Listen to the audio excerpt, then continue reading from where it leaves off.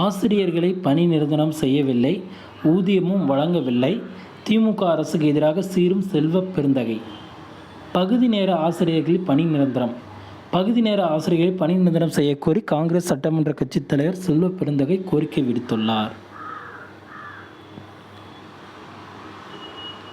இது தொடர்பாக அவர் வெளியிட்டுள்ள அறிக்கையில், அதிமுக ஆட்சியில் 2012ஆம் ஆண்டு 16,000 பேர் பகுதி நேர ஆசிரியர்களாக உடற்கல்வி, ஓவியம், கணினி, இசை, தையல் உள்ளிட்ட சிறப்பு பாடங்களை நடத்த அப்போது ரூபாய் 5,000 சம்பளத்தில் பகுதி நேர ஆசிரியர்கள் நியமிக்கப்பட்டனர். ஒரு ஆண்டுக்கு உள்ள 12 மாதங்களுக்கு ஊதியம் வழங்க நிதி ஒதுக்கப்பட்டது. ஒரு ஆண்டிற்கு 11 மாதங்களுக்கு மட்டுமே ஊதியம் வழங்கப்படும் என அப்போது வெளியிடப்பட்ட அரசாணையில் இல்லை. ஆனால் கோடைகால விடுமுறை மே மாதம் ஊதியம் வழங்கவில்லை. 2012ஆம் மே மாதம் வழங்காததால் இப்படியே 2020ஆம் ஆண்டு வரை 9 முறை அவர்களுக்கு ஊதியம் மறுக்கப்பட்டுள்ளது. பணி நிரந்தரமும் இல்லை, ஊதியமும் உயர்த்தவில்லை. 2021ஆம் ஆண்டு சம்பள உயர்வு கொடுத்து ரூபாய் 10,000 சம்பளமாக உயர்த்திய போது, இனி மே மாதம் ஊதியம் கிடையாது என திருத்தி புதிய அரசாணையை அதிமுக அரசு வெளியிட்டது.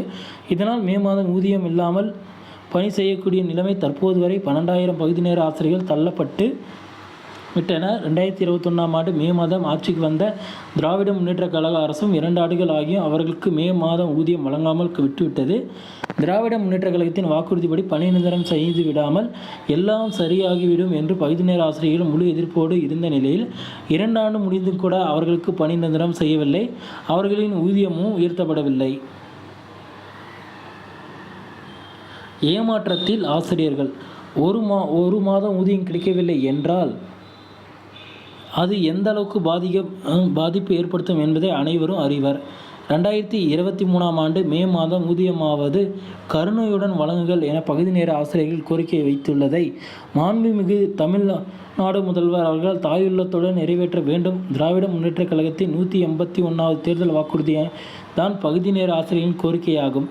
எனவே மாண்புமிகு தமிழ்நாட்டின் முதல்வர் அவர்கள் 12,000 பகுதி நேர ஆசிரியர்களை நிரந்தரம் செய்யவும் அவர்களுக்கு மே மாதம் ஊதியம் உடனடியாக வழங்கவும் ஆணையிட வேண்டும் என செல்வ பெருந்தகை கேட்டுக்கொண்டுள்ளார்.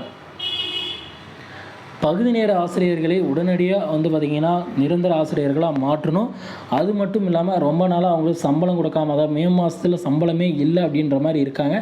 அவங்களுக்கு சம்பளத்தை கண்டிப்பாக கொடுக்கணும் அப்படின்ற மாதிரி பார்த்திங்கன்னா தமிழக அரசு முதல்வருக்கு பார்த்திங்கன்னா செல்வ பெருந்தகை ஒரு பெரிய ஒரு வாக்குறுதியாக கொடுத்துருக்காருங்க. இதை நிறைவேற்றுங்க அப்படின்ட்டு. ஏன்னா இந்த வாக்குறுதிகள் அனைத்துமே திமுகவின் தேர்தல் வாக்குறுதியிலே இருக்குங்க. ஓகே ஃப்ரெண்ட்ஸ், வீடியோ உங்களுக்கு பிடிச்சிருந்தா நம்ம சேனலை சப்ஸ்கிரைப் பண்ணி வச்சுக்கோங்க ஃப்ரெண்ட்ஸ். தேங்க்யூ.